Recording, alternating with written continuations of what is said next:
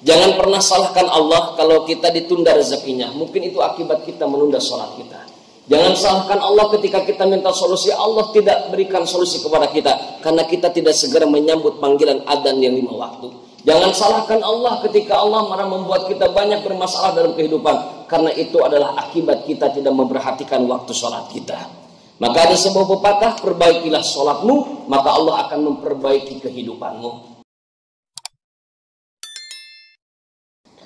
Alhamdulillahi wa kafa, wassalatu wassalamu ala nabiyil mustafa.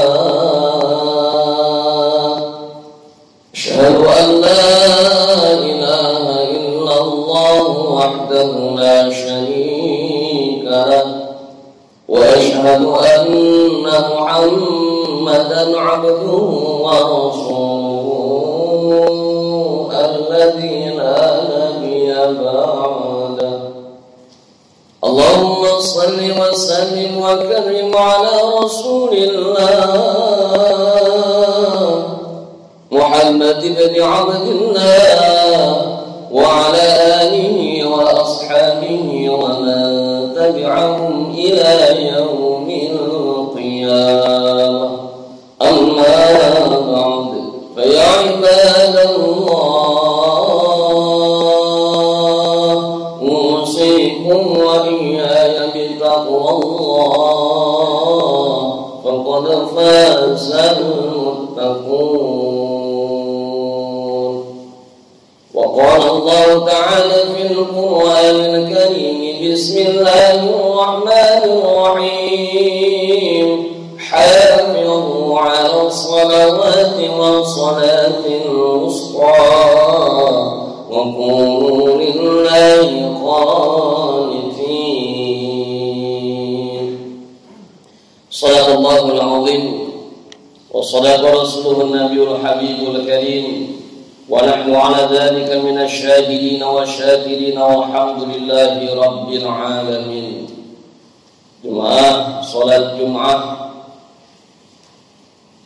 insyaallah semua yang hadir dimuliakan Allah Subhanahu wa taala.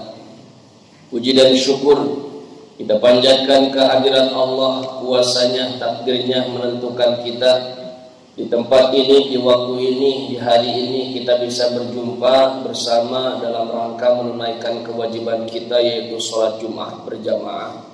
Mudah-mudahan ibadah sholat kita diterima oleh Allah Subhanahu wa ta'ala. Sholawat beriring salam kita curahkan kepada Rasul mulia Habibana al-Mustafa Muhammad sallallahu alaihi wasallam. Mudah-mudahan kita termasuk umatnya yang mendapatkan syafaat dari dunia sampai akhirat kelak. Amin ya rabbal alamin. Saudaraku seiman seagama, melalui mimbar khotib Jumat di kesempatan siang hari ini, marilah kita bersama-sama tingkatkan iman dan takwa kita kepada Allah. Berharganya kita, mulianya kita di hadapan Allah bukan karena apa-apanya, tetapi karena takwa kita kepada Allah Subhanahu wa ta'ala. Maka mudah-mudahan dengan jalan kita melakukan sholat Jumat berjamaah yang di dalamnya ada wasiat bertakwa, mudah-mudahan ini bisa memupuk diri kita menjadi hamba-hamba yang bertakwa di hadapan Allah Subhanahu wa ta'ala. Saudaraku seiman seagama, dalam muqaddimah tadi saya membacakan sebuah ayat yang tercatat di dalam surah Al-Quran, yaitu tepatnya di surah Al-Baqarah, merupakan surah terpanjang daripada surah-surah yang ada di dalam Al-Quran, karena di dalamnya mencakup 3 juz kurang lebih. Di dalam surah Al-Baqarah ini ada ayat yang harus kita pegang, ada ayat yang harus kita pahami, bahkan kalau kita resapi, kita jadikan dalam kehidupan sehari-hari sebagai pegangan. Apa? Di sini ada ayat Bismillahirrahmanirrahim, hafidhu 'alas salawati was salatil wusta wa qumu lillahi qanitin. Al-ma'na wallahu a'lam bil muradibi. Di sini Allah memerintahkan kepada kita, terlebih ayat Allah bagi mereka yang beriman, beragama Islam, dirinya yang terpanggil beriman kepada Allah, dirinya yang terpanggil sebagai muslim, maka harus terpanggil pula dengan ayat ini. Karena tiada lain tiada bukan, ketika Allah memerintahkan di ayat Al-Quran secara tidak langsung, Allah memerintahkan kepada orang yang beriman dan kepada orang yang muslim. Apa yang Allah perintahkan? Hafidhu, jagalah. Jadi kata Allah jaga. Apa yang harus kita jaga? Ala sholawati, waktu-waktunya sholat. Waktu sholat harus kita dijaga. Sholat yang mana? Terutama sholat yang 5 waktu. Karena dulu ketika Rasul masih ada sahabat yang bertanya, ya Rasulullah, perkara apakah atau perbuatan apakah yang sangat dicintai oleh Allah Subhanahu wa Ta'ala? Maka baginda Rasul menjawab, secinta-cintanya Allah kepada hambanya, sebaik-baik amal yang dilakukan oleh hambanya, dan Allah akan jatuh cinta terhadap hambanya apabila mereka melakukan sholat di awal waktu. Fawailul lil musallin, celakalah bagi mereka yang sholat. Bagaimana? Alladzina hum an sholatihim sahun. Kategori yang pertama yang disebutkan orang yang celaka adalah mereka yang lalai dalam sholatnya. Arti lalai, satu, menunda-nunda. Yang kedua, arti lalai adalah menjadikan sholat kita selalu di akhir waktu. Ini harus hati-hati. Makanya dalam sebuah nasihat, Syekh Ibnu Athaillah mengatakan kepada kita, jangan pernah salahkan Allah kalau kita ditunda rezekinya. Mungkin itu akibat kita menunda sholat kita. Jangan salahkan Allah ketika kita minta solusi, Allah tidak berikan solusi kepada kita karena kita tidak segera menyambut panggilan adzan yang 5 waktu. Jangan salahkan Allah ketika Allah marah membuat kita banyak bermasalah dalam kehidupan, karena itu adalah akibat kita tidak memperhatikan waktu sholat kita. Maka ada sebuah pepatah, perbaikilah sholatmu, maka Allah akan memperbaiki kehidupanmu. Jika ingin baik hidupnya, yang paling pertama dibenahi adalah sholat kita. Karena mengapa? As-sholatu miftahul hayat. Sholat itu adalah kuncinya kehidupan. Itu yang pertama. Yang kedua, setelah Allah memerintahkan menjaga sholat yang 5 waktu, ada yang Allah khususkan. Ada yang Allah khususkan apa? Was-sholatil wusta. Dan sholat wusta. Apa itu sholat wusta? Jumhur ulama mengatakan, walaupun berbeda pendapat, wusta ada yang mengatakan sholat subuh, wusta ada yang mengatakan sholat asar, wusta ada yang mengatakan sholat maghrib. Tetapi jumhur ulama, mufakat ahli mufassir Quran mengatakan bahwa sholatil wusta yang dimaksud adalah sholat asar. Jadi kita harus menjaga sholat asar. Karena mengapa? Karena ketika kita tiba di waktu asar, sebagian manusia, bahkan kebanyakan manusia berada dalam 2 kondisi. Satu, ada mereka yang masih anteng dalam pekerjaannya. Yang kedua, ada mereka yang telah beristirahat dari pekerjaannya. Bahkan mohon maaf, kita introspeksi diri kita sendiri. Mungkin ada di antara kita, dan itu tidak menutup kemungkinan adalah saudara-saudara yang dirahmati Allah Subhanahu wa Ta'ala. Banyak mereka yang waktu asarnya di pabrik, banyak mereka yang datang waktu asarnya di tempat kerja, tetapi mereka dengan mudahnya, aku mah nanti sholat asarnya di rumah saja. Mohon maaf, tidak ada jaminan bagi kita kapan kita akan hidup. Tidak ada jaminan bagi kita apakah kita akan sehat dan selamat selamanya. Kita di perjalanan tidak tahu. Kalau bisa dari sekarang, ketika sholat asar itu tiba, ketika waktu asar itu tiba, sebelum pulang kerja, kita kerjakan sholat dulu di sini. Kita kerjakan sholat dulu di sini. Gak usah kita mengatakan nanti sholat aja di rumah.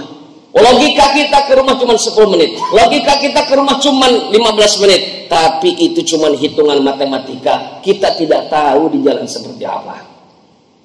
Dan yang paling penting bukan karena itu. Yang paling penting apa? Sabda Rasul Muhammad SAW. Man kana taraka sholatal asri. Barang siapa orang yang dengan sengaja meninggalkan sholat asar, fahabitat a'maluhu, maka Allah akan hapuskan kebaikan-kebaikan sehari itu. Bapak bangun di waktu tahajud, subuh berjamaah, habis subuh baca Quran, zikir, istighfar, sholawat dibaca. Setelah itu bantu istri, setelah itu bersedekah. Bapak berniat berangkat kerja, melangkahkan kaki, mengayunkan tangan, bekerja keras ringat banting tulang. Tetapi ketika waktu asar Bapak tidak sholat, maka sia-sia sudah perjuangan Bapak dari waktu tahajud sampai waktu asar itu. Jangan pernah tinggalkan sholat asar. Bahkan Allah pun sempat bersumpah, wala asr, demi waktu asar. Ada apa dengan waktu asar? Jujur, yang paling berat di waktu asar, di mana orang banyak yang melalaikan waktunya. Masih capek lah, tanggung lah, apalah, itu alasan orang-orang yang menunda sholat asar. Maka saudaraku yang dirahmati Allah Subhanahu wa Ta'ala, di mimbar khatib Jumat ini saya mengajak, wabil khusus untuk saya pribadi, umum dan semuanya adalah untuk jemaah yang hadir. Mari kita jaga sholat kita. Pengen hidup lebih baik, perbaiki sholatnya. Dan yang terutama, pesan Allah yang kedua, jaga sholat asar. Mulai dari hari ini, tak usah menunda-nunda sholat. Nanti kita giliran rezekinya telat, solusi tak kunjung datang, masalah numpuk sudah. Yang disalahkan Allah. Kata Allah, kemana kamu ketika sholat itu ada? Ayo kita perbaiki sholat kita. Mudah-mudahan ada manfaat dan berkahnya. Sekali lagi, kalau ingin baik hidupnya, maka perbaiki sholatnya. Jaga waktu sholat.